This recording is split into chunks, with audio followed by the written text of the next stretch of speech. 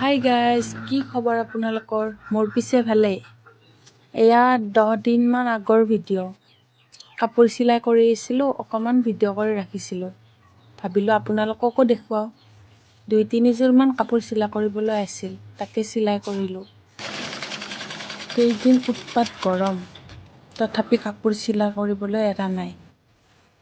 এয়া পতি লগাই আছিলোঁ। ভাইটিয়ে অকণমান ভিডিঅ' কৰি দিলে। ঘামি জামি উৎপাত, অৱস্থা বেয়া একেবাৰে। তথাপি কাপোৰটো চিলাই কৰিবই লাগিব। এয়া কাপোৰ চিলাই কৰি হোৱাৰ পিছত এয়া দহি বটিবলৈ লৈছোঁ। এয়া কালাৰ মিলাই লৈছোঁ, যিহেতুকে ইয়াত ৰঙা আৰু কলাৰে ফুল আছে, এনেকৈ মিলাই কৰি দিছোঁ। কেনেকুৱা হৈছে জনাবচোন, মিলিছেনে বাৰু? সেইবাবে কলা আৰু ৰঙাই দি দিলোঁ। ভাল লাগিছেনে বাৰু ক'বচোন আপোনালোকে, কমেণ্টত জনাব।